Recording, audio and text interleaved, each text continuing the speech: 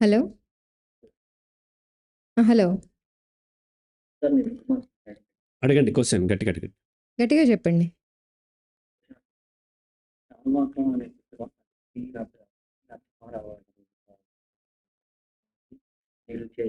అంటే ఎగ్జిస్టెన్షియల్ ఫిలాసఫీకి కొంచెం కాన్ఫ్లిక్ట్స్ ఉన్నాయి అనే విధంగా చెప్పారు.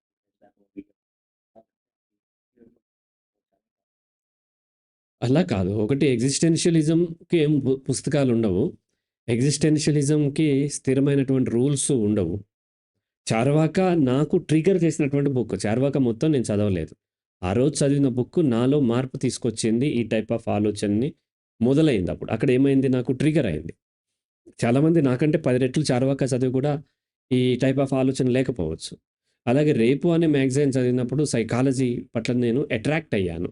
అంటే ఫలానా సినిమా పోస్టర్ చూసినప్పుడు ఈ సినిమా చూడాలి అని అనిపించడం మాత్రమే తప్ప, ఆ పుస్తకాల్లో ఏదో ఉంది, అది ఎగ్జిస్టెన్షియలిజం అనో లేకపోతే ఎగ్జిస్టెన్షియల్ కాంట్రడిక్టరీ అవుతుందనో చెప్పలేదు. Existentialism is completely different. ఇది మనసుకు సంబంధించింది. చార్వాక అనేది లాజిక్‌కి సంబంధించింది. అందుకనే చాలామంది ఎగ్జిస్టెన్షియలిస్టులు థీస్టులు కూడా ఉంటారు. చాలామంది ఆ దేవుడిని నమ్మే వాళ్ళు కూడా ఎగ్జిస్టెన్షియలిస్టులు ఉండే అవకాశం ఉంది. ఓన్లీ హరిరాఘవం చూసి ఎగ్జిస్టెన్షియలిజం అంటే ఓన్లీ హరిరాఘవ్ లాగా ఉండటం అనుకోవద్దు. అండ్ చాలామంది ఈ పొరపాటు కూడా పడుతుంటారు. ఏంటంటే సైకాలజీ చదివితే హరిరాఘవ్ లాగా ఆలోచన వస్తదేమో అనుకుంటారు. నో. చాలామంది సైకాలజిస్టులు కొన్ని లక్షల మంది ఉన్నారు.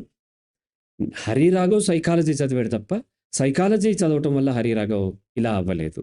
సైకాలజీ కూడా హెల్ప్ అయింది.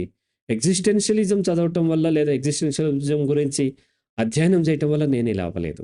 నేను ఇలా ఉన్నాను. నాకు ఎగ్జిస్టెన్షియలిజం మ్యాచ్ అయింది. అలాగే చార్వాక అనేది ట్రిగ్గర్ అయింది నాకు. అలాగే ఆ బుక్ కూడా తప్ప ఎగ్జిస్టెన్షియలిజంకి దానికి సంబంధం లేదు. రైట్? రైట్. కట్ అయింది.